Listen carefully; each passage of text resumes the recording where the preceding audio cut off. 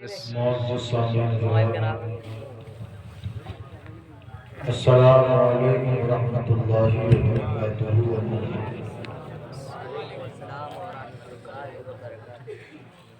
نحمده ونصلی علی رسوله الکریم، اما بعد فاعوذ باللہ من الشیطان الرجیم، بسم اللہ الرحمن الرحیم۔ محمد رسول اللہ صدق اللہ العظیم وصدق رسوله النبی الامین المتین الکریم، ونحن على ذلك لمن الشاهدين والشاكرين، والحمد لله رب العالمين۔ آئیے بلا تاخیر تمہید ہم سب مل کر جھوم جھوم کر انتہائی عقیدت و محبت کے ساتھ نہایتی واضحانہ انداز میں آقا نامدار مدنی تاجدار دور عالم کے مالک و مختار، بے کسوں کے کس بے سہاروں کے سہارا، جناب احمد مجتبی صلی اللہ تعالیٰ علیہ وسلم کی مقدس بارگاہ میں ہدیہ درود پاک پیش کریں۔ پڑھیں بآواز بلند، اللہم صلی علی سیدنا شفیعنا ونبینا ومولانا صلی علیہ صلاۃ و سلام علیک یا رسول اللہ یا حبیب اللہ۔ ظاہر رضا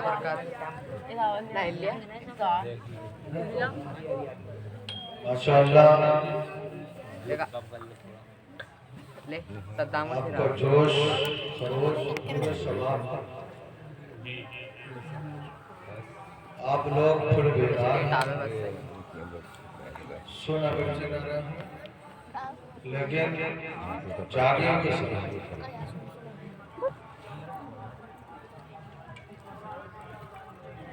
بیدار ہیں۔ باقی آپ لوگوں نے محنت کی ہے، جلسے کی،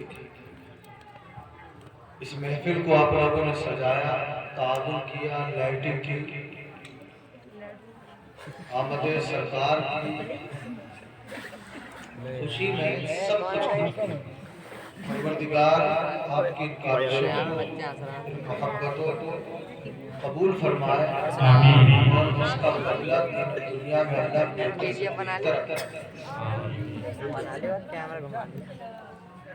تھوڑے بچے یہ جو کچھ کیا ہے اس کی بڑی فضیلت ہے۔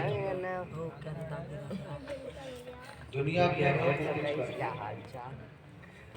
لیکن سرکار کی آمد کے جشن میں جو کام کیا جاتا ہے، جو لائٹنگ، جو کچھ اہتمام کیے جاتے ہیں، اللہ کی بارگاہ میں حضرت ابوبکر صدیق رضی اللہ تعالیٰ عنہ ارشاد فرماتے ہیں کہ جس نے میلاد مصطفیٰ پر ایک درہم خرچ کیا، حضرت ابوبکر صدیق فرماتے ہیں جنت میں وہ میرے درجے میں میرے ساتھ آئے۔ حضرت عمر فاروق اعظم رضی اللہ تعالیٰ عنہ ارشاد فرماتے ہیں جس نے میلاد مصطفیٰ کی تعظیم کی، گویا اس نے اسلام کو زندہ کیا۔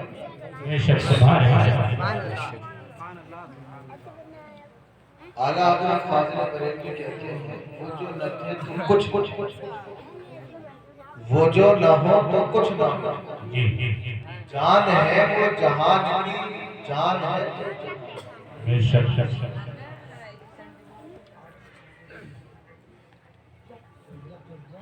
شاعر کہتا ہے کرم بن کر، وفا بن کر، سخا بن کر، عطا بن کر، کرم بن کر۔ بیٹے کان پکڑ کے باہر کر کے آؤں گا مسجد کے، اگر آپ بول گئے سن لو بیٹے۔ کرم بن کر، وفا بن کر، سخا بن کر، عطا بن کر، خدا کا نور اترا ہے مدینے میں مصطفیٰ۔ سبحان اللہ۔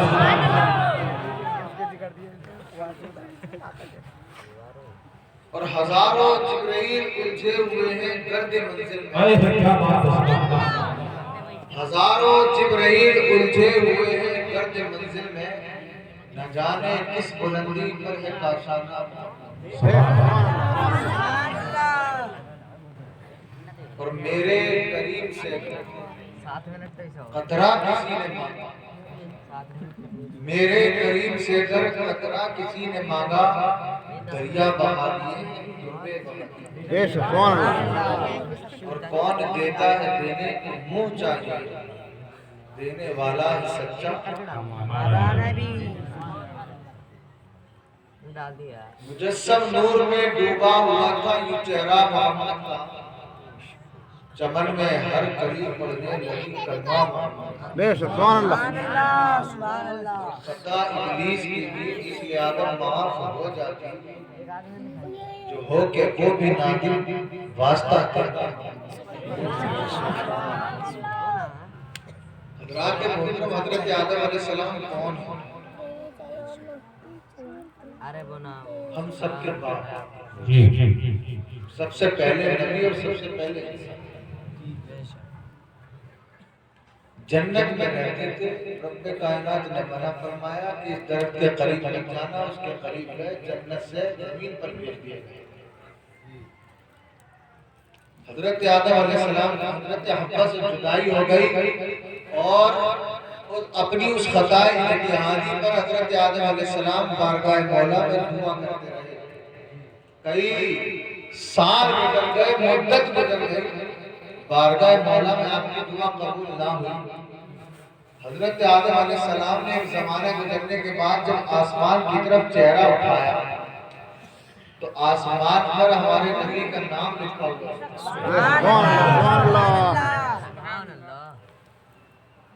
حضرت آدم علیہ السلام نے اسی نام کو دیکھا اور دیکھنے کے بعد بارگاہ مولا میں دعا کی. رب کائنات نے سب سے پہلے نبی ہم سب کے باپ حضرت آدم علیہ السلام کی اس دعا کو نبی کے صدقے سے قبول فرمایا.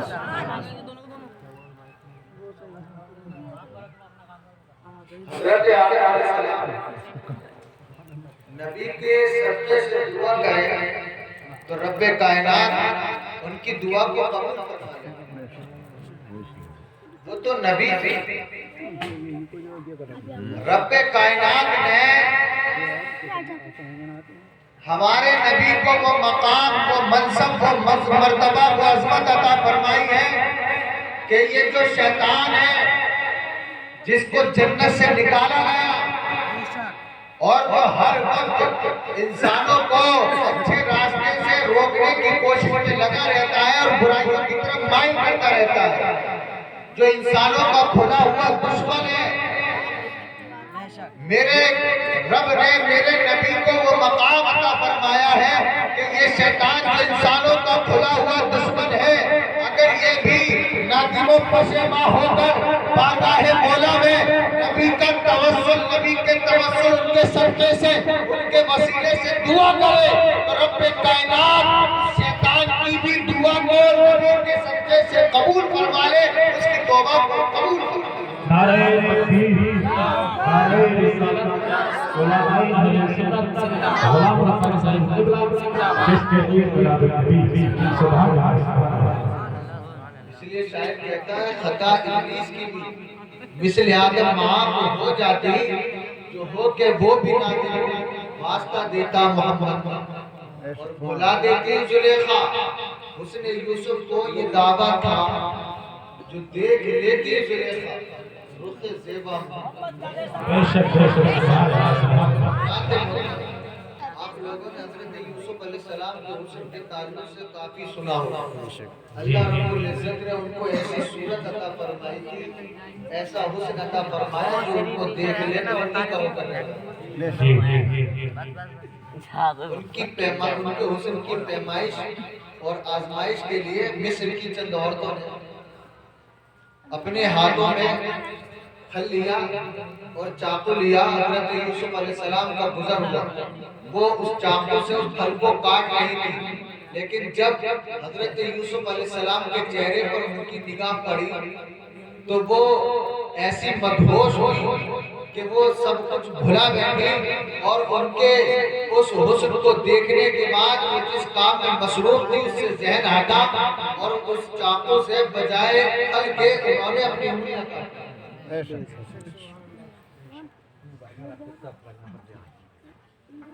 حضرات محترم، اللہ رب العزت نے حضرت یوسف علیہ السلام کو ایسا حسن عطا فرمایا کہ مصر کی چند عورتوں نے بجائے پھل کے اپنی انگلیاں کاٹ لی۔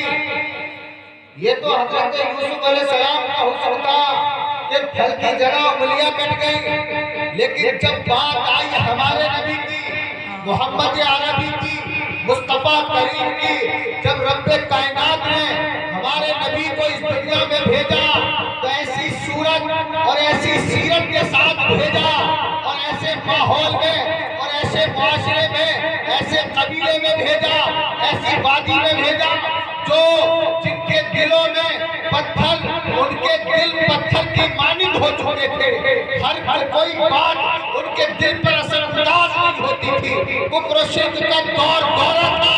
ایسے ماحول میں رب کائنات نے نبی کو بھیجا کہ جن کے دلوں میں گنجائش نہیں تھی، جب نبی کو اس ماحول میں، اس معاشرے میں بھیجا، جب ان کی نگاہ نبی کے حسن پر پڑی، انہوں نے اپنے ماتھے کی نگاہوں سے نبی کے حسن کو دیکھا تو انہوں نے حضرت یوسف کے حسن کی طرح اپنی انگلیوں کو نہیں کاٹا، بلکہ نبی کے حسن پر وہ ایسے فریفتہ اور ایسے دیوانے ہوئے کہ وہ صرف اور صرف نبی کے ہو کر رہ گئے۔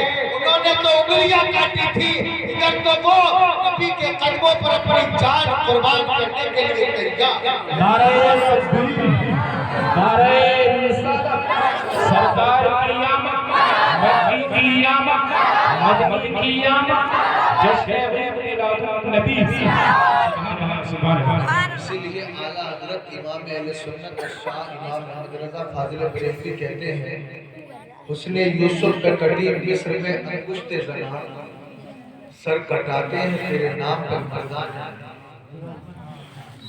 رات محرم میں نے جس آیت کریمہ کے تلاوت کرنے کا شرف حاصل کیا، رب قدیر قرآن مجید فرقان حمید کے اندر ارشاد فرماتا ہے، محمد الرسول اللہ، محمد اللہ کے رسول۔ اللہ نے نبی پاک صلی اللہ علیہ وسلم کو خاتم النبیین بنایا۔ چپ چاپ بیٹھ۔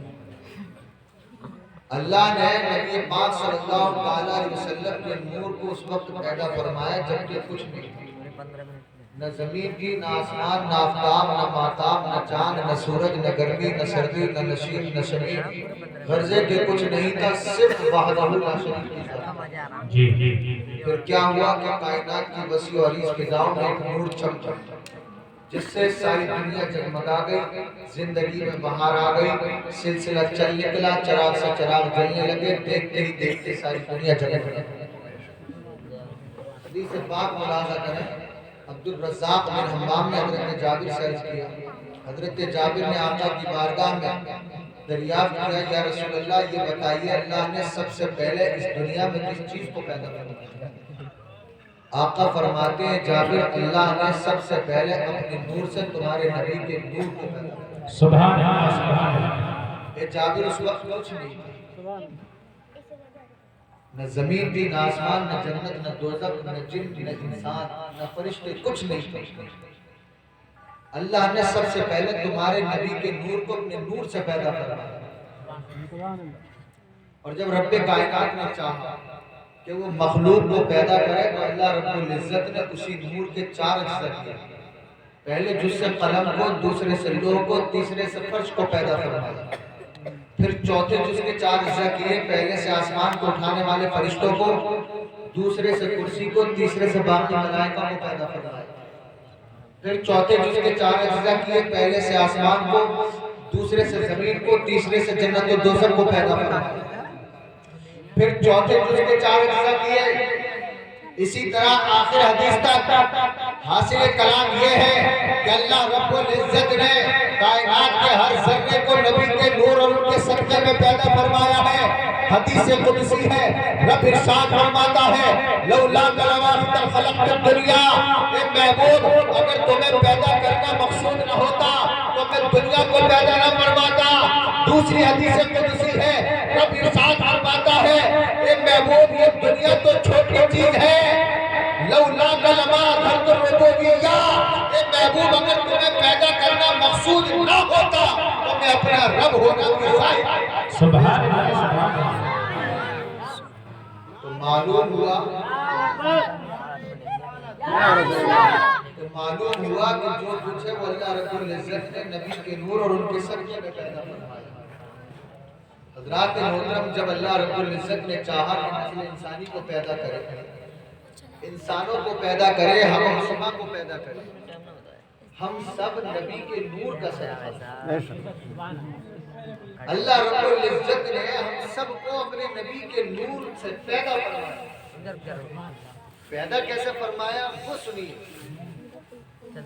جب اللہ رب العزت نے چاہا کہ نسل انسانی کو پیدا کرے، اور حضرات محترم یہاں سے یہ بات بھی ذہن نشین کرتے چلے، آج کچھ لوگ یہ کہتے ہیں، اس طرح کی بیہودہ باتوں اور بکواس کرتے ہیں کہ نبی کا نام سن کر انگوٹھے نہیں چومتے،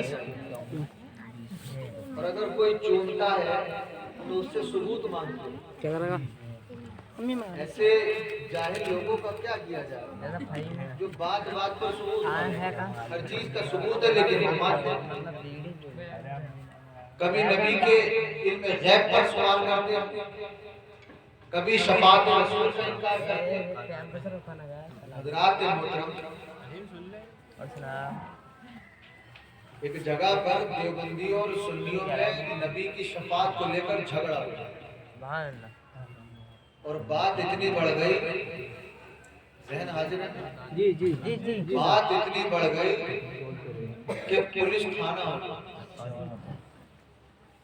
تھانے پہنچ گئے، سنی پکش کے لوگ بھی اور دیوبندی پکش کے لوگ۔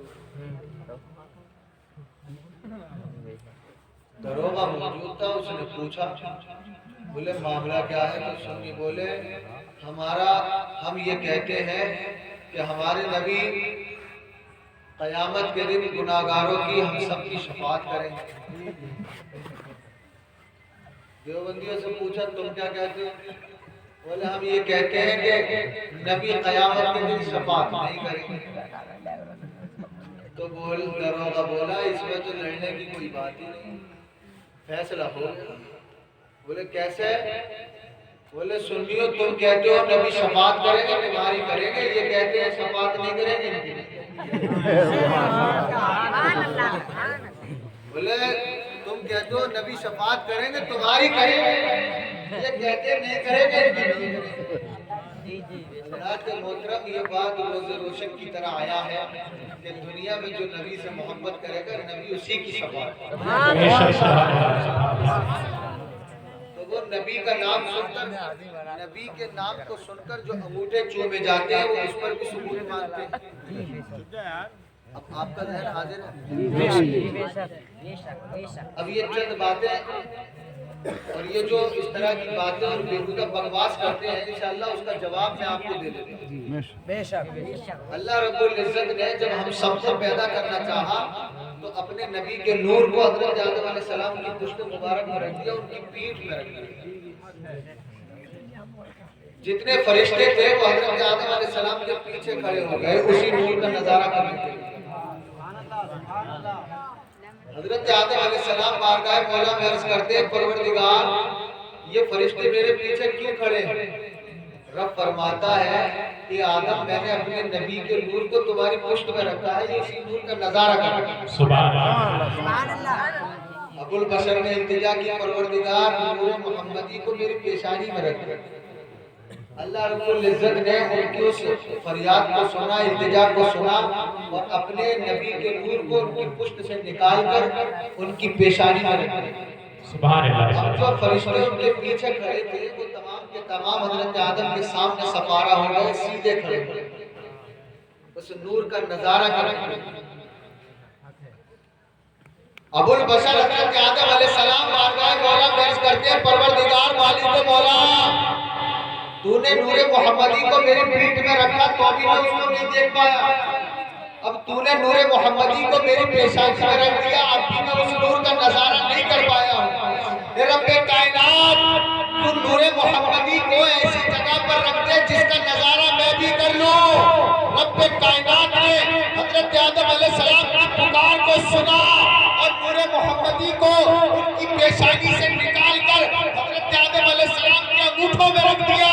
حضرت آدم علیہ السلام نے محبت بھری نگاہوں سے نور محمدی کے جلووں کو دیکھا, اس کی چمک اور دمک کو دیکھا, اور محبت بھری نگاہوں سے دیکھنے کے بعد حضرت آدم علیہ السلام اپنے اس نور محمدی کو اپنے انگوٹھوں کو اپنے لبوں سے لگا لیتے ہیں اور اپنی آنکھوں سے لگا.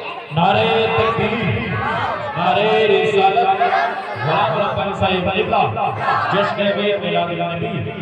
سبحان اللہ, سبحان اللہ. حضرت آدم علیہ السلام کون ہے؟ ہم سب کے باپ. دنیا میں سب سے پہلے تشریف لانے والے حضرت آدم علیہ السلام. آپ سب سے پہلے نبی بھی ہیں اور سب سے پہلے انسان بھی ہیں. نور محمدی کو انہوں نے دیکھا تو سب سے پہلے اگر نور محمدی کو دیکھنے کے بعد, نام محمد سننے کے بعد اگر کسی نے اپنے انگوٹھوں کو اپنی آنکھوں سے لگایا ہے, لبوں سے لگایا ہے, تو وہ حضرت آدم علیہ السلام ہے ہمارے بھائی. سبحان اللہ. حضرات محترم, ہم سب ان کی اولاد ہیں اور اولاد کی ذمہ داری ہوتی ہے کہ وہ باپ کے بتائے ہوئے نقش قدم پر چلے, ان کی اطاعت کرے, ان کی فرما برداری کرے. ہمارے باپ حضرت آدم علیہ السلام نے نبی کا نام سن کر انگوٹھے چومے, اپنی آنکھوں سے لگایا, اور ہم ان کے بتائے ہوئے راستے پر چل رہے ہیں, ان کے نقش قدم پر چل رہے ہیں. اس لیے ہم فرما بردار بھی ہیں اور حلالی بھی ہیں. وہ لوگ جو نبی کا نام سن کر انگوٹھے جو چومے جاتے ہیں, اس پر جو ثبوت مانگتے ہیں, ان سے دلیل مانگتے ہیں, ان سے پوچھو کہ تم اپنے باپ کے ساتھ غداری کر رہے ہو, اس لیے تم حلالی نہیں بلکہ حرام. بھائی جو باپ کے نقش قدم پر نہ چلے, ہم اس کو فرما بردار نہیں کہتے, اس کو غدار کہتے ہیں, حرامی کہتے ہیں. جی, تو جو لوگ نبی کے نام کو سن کر انگوٹھے چومتے ہیں, اور نبی کے نام میں اللہ نے ایسا وزن, ایسی تاثیر رکھی ہے کہ نبی کا نام جیسے ہی ہمارے کانوں تک پہنچتا ہے, ہمیں ہاتھ اٹھانے کی ضرورت پڑتی نہیں, بلکہ ہاتھ خود بخود اٹھتے ہیں. بے شک, سبحان اللہ. سبحان اللہ, سبحان اللہ.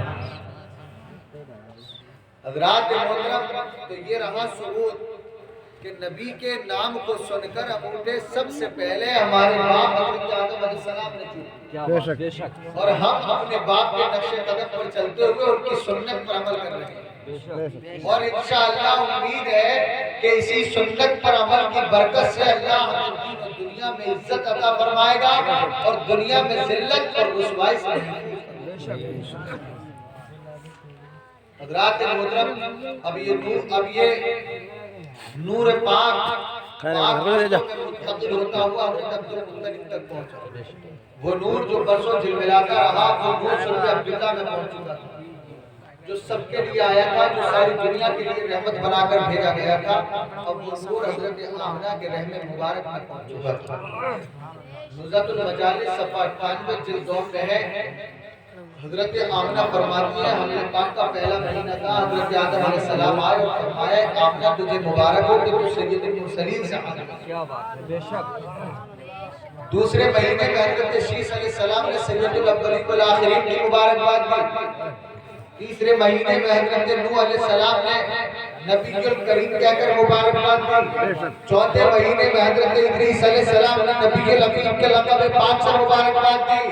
پانچویں مہینے میں حضرت ہود علیہ السلام نے سید البشر کی مبارکباد دی، اور چھٹے مہینے میں حضرت ابراہیم علیہ السلام نے نبی الہاشمی کی مبارکباد دی، ساتویں مہینے میں حضرت اسماعیل علیہ السلام نے حبیب رب العالمین کی مبارکباد دی، آٹھویں مہینے میں حضرت موسیٰ علیہ السلام نے خاتم النبیین کی مبارکباد دی، اور نویں مہینے میں حضرت عیسیٰ علیہ السلام نے حضور کا ذاتی اسم گرامی محمد نعرہ تکبیر، نعرہ رسالت، سرکار کی آمد، دلدار کی آمد، سرکار کی آمد، نعرہ تکبیر، نعرہ رسالت۔ جب ساتواں مہینہ ہوا تو شاہ کسریٰ کے محلات میں زلزلہ آیا، اس کی دیواریں پھٹ گئی، اس کے 14 بزرگ گر پڑے۔ حضرات محترم، یہ ایسا ہی نہیں کوئی میں اپنی طرف سے بنا کر کہہ رہا ہوں، یہ معجزہ تو آج بھی موجود ہے۔ شاہ کسریٰ کا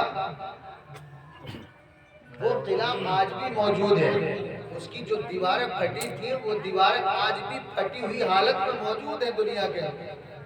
جب نبی تشریف لائے تھے وہ اتنے مضبوط قلعہ اور ایسی آہنی مضبوط دیواریں تھیں، اتنی وسیع اور عریض دیواریں تھیں کہ ان پر ٹرک چل سکتے۔ نبی تشریف لائے تو ایسی دیواروں میں دراریں پڑی۔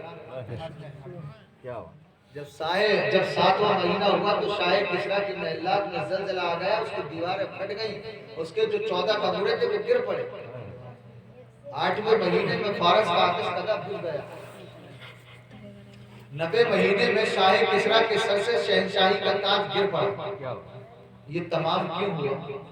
حقیقت تو یہ ہے کہ سب کچھ ہونا ہی، کیونکہ جس عظیم مالک کے کون و مقام کو شہنشاہی کو جہاں وارث عز و جاں اور مختار کل ہونے کے باوجود فخر و فخری کا شیوہ اختیار کرنا ہو، اللہم احیینی مسکینہ کی دعا کرنا ہو، ٹوٹے ہوئے حجرے میں رہنا ہو، پیٹ پر پتھر ٹوٹی ہوئی چٹائی پر سونا ہو، ساری حیات طیبہ غریبوں مفلسوں یتیموں میں بسر کرنا ہو، تو وہ شاہی محلات کا تخت و تاج، سونے چاندی کے خزانے اور لال و جواہرات کے انبار اور دنیا کی شان و شوکت کو اگر اپنے پاؤں کی ٹھوکر سے نیست و نابود نہ کرے تو نہ فخر میرا فخر صحیح رہتا، نہ یا اللہم مجھے مسکینوں میں رکھ کی دعا درست ہوتی، اور یہ کہ فارس کا آتش کدہ بجھ گیا تو کیوں نہ بجھ تھا کہ جو رحمت للعالمین شفیع المذنبین قیامت کے دن دوزخ کی آگ کو بجھا دے گا، وہ فارس کی آگ کو کیسے نہ بجھاتا؟ اسی ماحول کی منظر کشی کرتے ہوئے شاہد کہتا ہے تعجب کی جاہے کہ فردوس اعلیٰ بنائے خدا اور بسائے محمد، تماشا تو دیکھو دوزخ کی آتش لگائے خدا اور بجھائے۔ اللہ اکبر، اللہ اکبر، یا رسول اللہ، مرحبا مرحبا مرحبا، اللہ اکبر، یا رسول اللہ۔ حضرات یہی تک محدود نہیں، بلکہ نہ جانے کیا کیا ظلم کیے جا رہے تھے نبی کی آمد سے پہلے۔ یہ انسان جو اشرف المخلوقات کہلاتا ہے، اس ذات نے زندگی کا لباس پہنا تھا، بیواؤں کو ذلیل و حقیر نگاہوں سے دیکھتے تھے، شراب نوشی عام ہو چکی تھی، زناکاری کا بازار گرم تھا، اس وقت ساری دنیا میں کفر و شرک کا دورہ تھا۔ یہ جو لڑکی گھر کی زینت ہوا کرتی ہے اس کو زندہ رپورٹ کر دیا جاتا ہے۔ شاعر کہتا ہے ماحول ایسا تھا کہ انصاف مٹ چکا تھا، ایمان مٹ چکا تھا، انصاف مٹ چکا تھا، ایمان مٹ چکا تھا، مفلس کی تھی مصیبت کمزور اٹھ رہا تھا، اور ظلم و ستم کے جھنڈے ہر سمت گڑ گئے تھے، حیوانیت کے پردے اپنوں میں حضرات محترم، نبی کی آمد سے قبل عرب کے اندر ایک کھیل ہوتا تھا، آپ کی توجہ چاہتا ہوں، نبی کی آمد سے قبل عرب کے اندر ایک کھیل ہوتا تھا، اس کھیل کا نام تھا رقص بسمل، اور وہ کھیل اس طرح کھیلا جاتا کہ عرب کی ایک حسین و جمیل لڑکی، اس کی آنکھوں سے پٹی باندھی جاتی، اس کو لایا جاتا، اس کی آنکھوں سے پٹی باندھی جاتی، لوگوں کی بھیڑ ہوتی، اس کو میدان میں اس کی آنکھوں سے پٹی باندھ کر چلایا جاتا، جلاد پیچھے سے تلوار ہاتھ میں لیتا اور کہتا کہ اپنے قدموں کو تیزی سے آگے بڑھائیے۔ جیسے ہی اس کی رفتار کچھ تیز ہوتی، جلاد پھر سے کہتا اپنے قدموں کو اور تیزی سے بڑھائیے۔ تمام لوگ تماشا دیکھ رہے ہوتے، لڑکی کی آنکھوں سے پٹی بندھی ہوتی، لوگ تماشا دیکھتے، جلاد کے ہاتھ میں تلوار ہوتی اور جیسے اس لڑکی کی رفتار کچھ تیز ہوتی تو جلاد پیچھے سے تلوار کا ایسا وار کرتا کہ جسم سے گردن جدا ہو جاتی، جسم سے گردن الگ ہو جاتی، جسم اپنی گرمی کی بنیاد پر ناچنے لگتا تو تمام لوگ تالیاں بجاتے اور کہتے مزہ آتا۔ یہ کھیل تھا، اس کا نام تھا رقص اللہ۔ حضرات محترم، اسی درمیان ایک بیوہ کا گھر تھا، اس بیوہ کی ایک جوان بیٹی تھی، اس بیوہ نے نہ جانے کیسے کیسے ظلم و ستم کے پہاڑ سے اپنی بیٹی کو حد ثواب تک پہنچایا تھا، اپنی بیٹی کو جوان کیا تھا، پروان چڑھایا۔ ایک دن یہ جلاد چند لوگوں کے ساتھ اس بیوہ کے دروازے پر پہنچے، آواز دی کہ ہم تیری جوان بیٹی کا سودا کرنے کے لیے آئے۔ اللہ اکبر! جب ماں نے ایک زہر آلود آواز کو سنا تو ماں تھرا گئی، ماں کانپ گئی، مگر مجبور تھی اپنی نعرہ رسالت، نعرہ تکبیر، نعرہ رسالت، سرکار کی آمد، سرکار کی آمد، دلدار کی آمد، سرکار کی آمد، مدنی کی آمد، میٹھے کی آمد، نعرہ تکبیر، نعرہ رسالت۔ ارے بیٹھے نا بلیا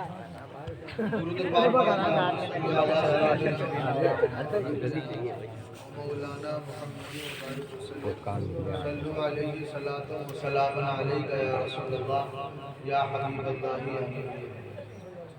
حضرات محترم، چند لمحے اور میں آپ کے سامنے تھوڑی سی توجہ اور دے دوں۔ یہ لمحے، یہ جو ساتھ ہیں، سال میں ایک مرتبہ نصیب ہے۔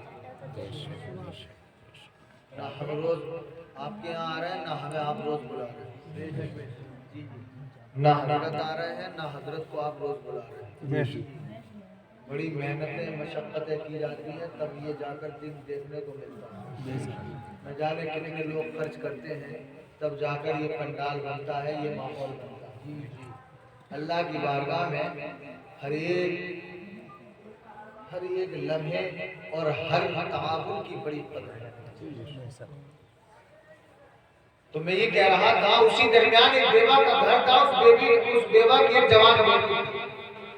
نہ جانے اس بیوہ نے کیسے کیسے ظلم و ستم کے پہاڑ سہ کر اپنی بیٹی کو حد شباب تک پہنچایا تھا، جوان کیا تھا۔ ایک دن یہ جلاد چند لوگوں کے ساتھ بیوہ کے دروازے پر پہنچے، آواز دی، باہر سے آواز آئی کہ ہم تیری جوان بیٹی کا سودا کرنے کے لیے آئے۔ اللہ اکبر! جب ماں نے ایک زہر آلود آواز کو سنا تو ماں تھرا گئی، ماں کانپ گئی، مگر مجبور تھی اپنی بیٹی کو درندوں کے حوالے کر دیا۔ حضرات محترم، جیسے ہی اس بیٹی نے اپنے قدموں کو دروازے سے باہر نکالا تھا تو درد کی ماری ماں نے بارگاہ مولا میں اپنے ہاتھوں کو بلند کیا تھا اور عرض کیا تھا، اے پروردگار، ہم جیسی بیواؤں پر کب تک یہ دنیا ظلم و ستم کے پہاڑ توڑتی رہے گی؟ اے پروردگار، اب مجھے اپنا شوہر نہیں چاہیے بلکہ تیرا پیارا حبیب چاہیے۔ اور جیسے ہی اس درد کی ماری بیٹی نے اپنے قدموں کو اپنے گھر سے باہر نکالا تھا، آنکھوں سے آنسو برس رہے تھے اور برستے ہوئے آنسوؤں کے ساتھ بارگاہ مولا میں گڑگڑا گڑگڑا کر عرض کر رہی تھی، اے پروردگار، ہم جیسی بیٹیوں پر کب تک یہ دنیا ظلم و ستم سے کرتی رہے گی؟ ہم جیسی بیٹیاں کب تک ظلم و ستم کی چکی میں پیستی رہیں گی؟ اے پروردگار، اب مجھے اپنا باپ نہیں چاہیے بلکہ تیرا پیارا حبیب اور تیرا پیارا محبوب چاہیے۔ آخرکار تم پر مشیت کے دن جلال آ ہی گیا اور میرے آقا کی ولادت کا سوال آ ہی گیا۔ رات محترم، یہیں تک محدود نہیں بلکہ نہ جانے کیا کیا ظلم کیے جا رہے تھے۔ اب ضرورت تھی بانی اسلام کی، اب ضرورت تھی محبوب کردگار کی، اب ضرورت تھی نائب پروردگار کی، اب ضرورت تھی اس ذات کی جو لوگوں کو ظلمت سے نکال کر نور میں داخل کر دے، اب ضرورت تھی اس ذات کی جو معبودان باطلہ کے سامنے جھکی ہوئی پیشانیوں کو اٹھا کر معبود حقیقی کے سامنے رکھے، اب ضرورت تھی اس ذات کی جو ادیان باطلہ کے پرچم کو گرا کر پرچم اسلام بلند کر۔ مظلوم کہہ رہے کہ مولا تو اپنے حبیب پاک کو بھیج دے، مولا تو ہمیں ظلم و ستم سے نجات دے۔ آخرکار اللہ رب العزت نے لوگوں کی فریاد کو سن ہی لیا اور فرمایا جاؤ جاؤ مصطفیٰ دنیا تمہارا انتظار کر رہی ہے، جاؤ جاؤ مصطفیٰ لوگوں کو ظلم سے نکال کر نور میں داخل کر دو، جاؤ جاؤ مصطفیٰ معبودان باطلہ کے سامنے جھکی ہوئی پیشانیوں کو اٹھا کر معبود حقیقی کے سامنے رکھ دو، جاؤ جاؤ مصطفیٰ ادیان باطلہ کے سامنے ادیان باطلہ کے پرچم کو گرا کر پرچم اسلام بلند کر دو، جاؤ جاؤ مصطفیٰ یتیموں کے سروں پر دست شفقت رکھ دو، جاؤ جاؤ مصطفیٰ بیواؤں کو عزت عطا فرما دو، جاؤ جاؤ مصطفیٰ بیواؤں کو غریبوں کو بدترین درجے سے اٹھا کر اعلیٰ مقام پر سبحان اللہ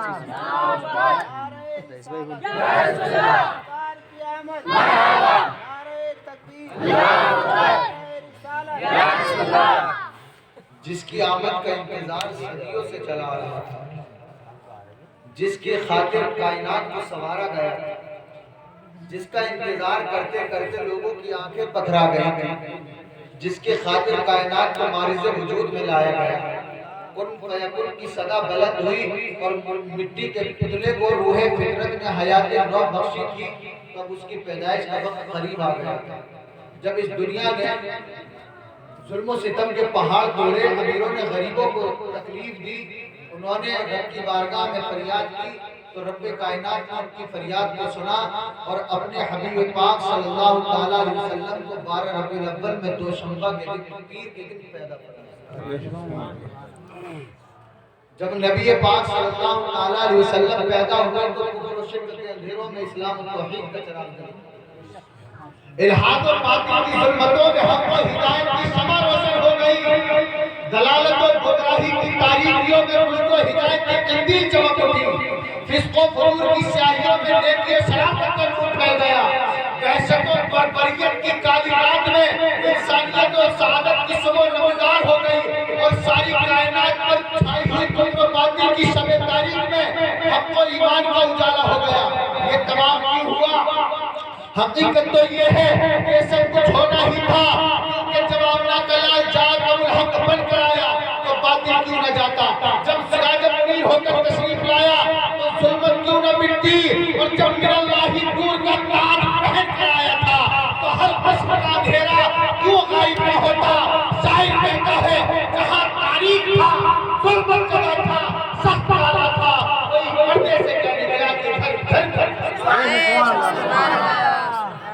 سبحان اللہ، نعرہ تکبیر، نعرہ رسالت، سرکار کی آمد، خیبر کی آمد، سونے کی آمد، نعرہ تکبیر، نعرہ رسالت۔ حضرت بھی چاہتے ہیں کہ اب وقت کافی ہو گیا، دو چار باتیں اور رہ گئی ہیں، انہیں اور آپ کے سماعتوں تک پہنچانا چاہتا ہوں۔ درود بات پڑھیں، اللہم صلی علی سیدنا و مولانا محمد مبارک وسلم۔ صلو علیہ صلاۃ و سلام علیہ یا حبیب اللہ۔ حضرات، نبی پاک صلی اللہ علیہ وسلم کی ولادت ایک عظیم شان ولادت، مسلمانوں اور رحمت عالم کی ولادت ایسی نرالی اور بے مثال ولادت ہے کہ ایسی ولادت آج تک اس دنیا میں کسی کی نہیں۔ شب ولادت 70,000 ملائکہ مقربین کی جماعت کو لے کر سدرہ کے مکین جبریل امین فرش زمین پر اتر پڑے، استقبال ولادت کے لیے آسمان کے ستارے جھک پڑے، حضرات محترم ولادت مصطفیٰ کی اہمیت اور اہتمام پر نظر رکھیے. چلو سب باتیں چھوڑو, عالم تصور میں آقا کی بارگاہ میں عرض کرتے ہیں کہ اللہ کے حبیب یہ بتائیے آپ کی عطا کیا ہے. کہ اللہ کے حبیب یہ بتائیے کہ اللہ رب العزت نے آپ کے صدقے میں کس چیز کو بنایا ہے, کس چیز کو پیدا فرمایا ہے. عالم تصور میں آقا کی بارگاہ میں عرض کرتے ہیں اللہ کے حبیب آپ کے صدقے میں رب نے کس چیز کو پیدا فرمایا ہے. تو آقا فرماتے ہیں میرے غلاموں سنو, حضرت آدم کو آدمیت ملی تو میری عطا ہے, حضرت موسیٰ کو جاہ و جلال ملا تو میری عطا ہے, حضرت نوح کو حکمت ملی تو میری عطا ہے, حضرت سلیمان کو بادشاہت ملی تو میری عطا ہے, زمین کو اوساط ملی تو میری عطا ہے, مساوات کا نظریہ ملا تو میری عطا ہے, شعور و آگاہی ملی تو میری عطا ہے. یہی تک محدود نہیں بلکہ میرے پیارے حبیب صلی اللہ علیہ وسلم ارشاد فرماتے ہیں یہی تک محدود نہیں بلکہ تم سب کو اللہ ملا تو میری عطا ہے. اس ماحول پر جب امام اہل سنت کی نگاہ پڑی تو بریلی کا تاجدار پکار اٹھا, میں تو مالک ہی کہوں گا کہ ہو مالک کے حبیب یعنی محبوب کو وہی میں نہیں دے سبحان اللہ یا رسول اللہ مرحبا.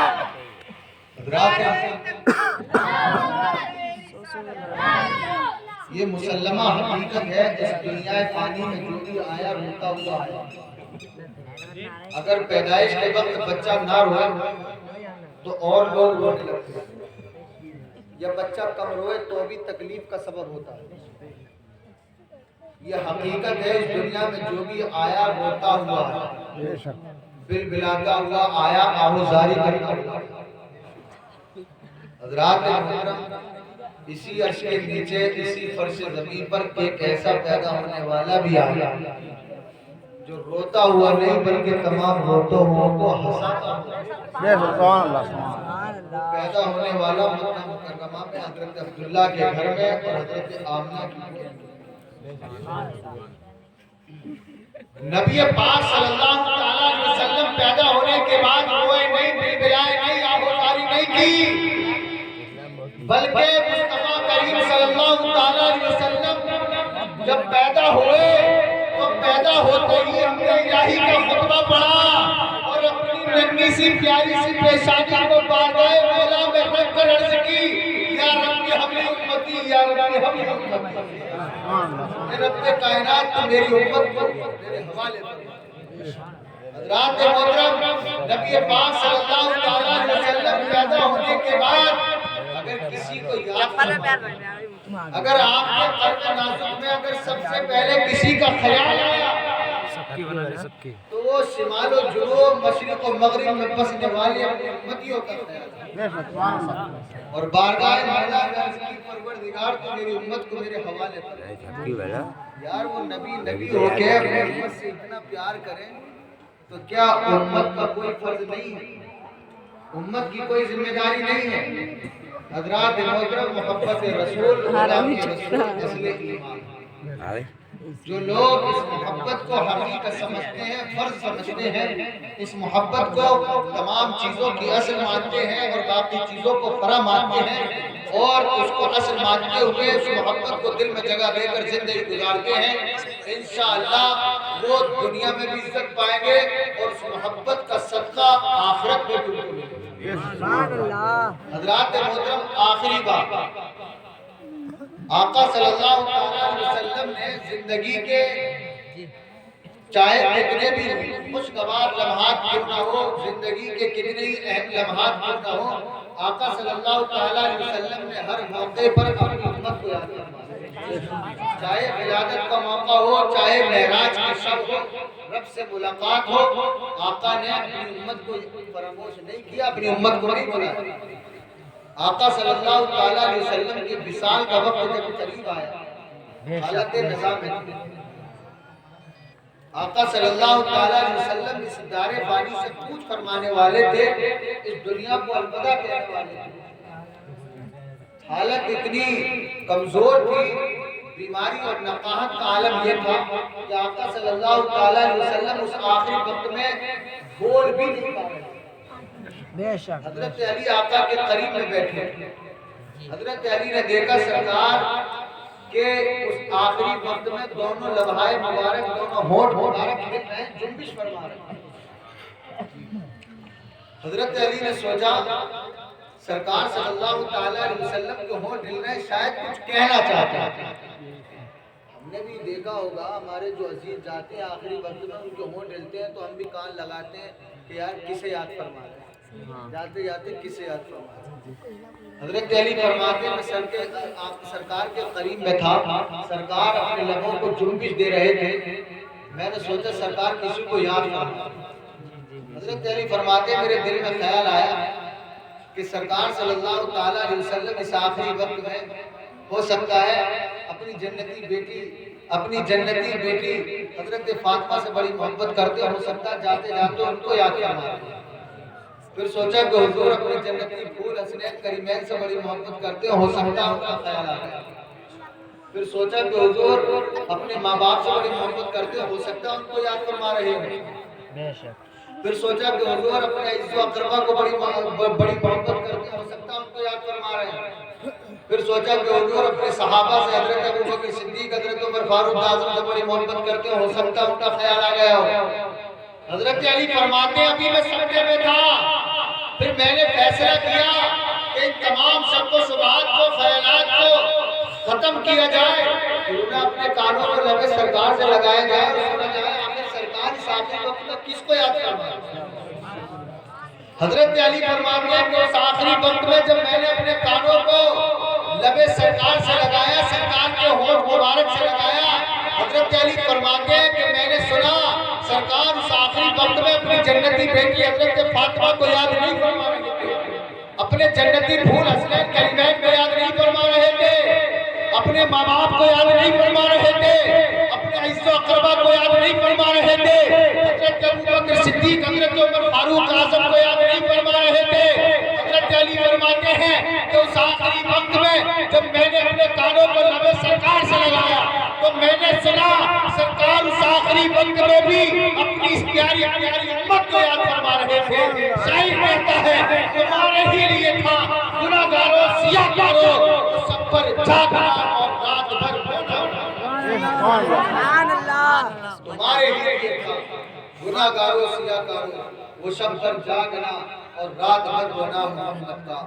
مولا تعالیٰ کی بارگاہ میں دعا ہے جو کچھ میں نے کہا اگر اس میں بولنے میں مجھ سے کوئی لفظش ہو گئی ہو، پروردگار میری اس خطا اور لفظش کو درگزر فرمائے اور ہم سبوں کو پروردگار اس محفل کی برکتیں اور رحمتیں عطا فرمائے. پروردگار ہم سبوں کا خاتمہ ایمان پر فرمائے. وما علینا الا البلاغ. السلام علیکم ورحمۃ اللہ وبرکاتہ.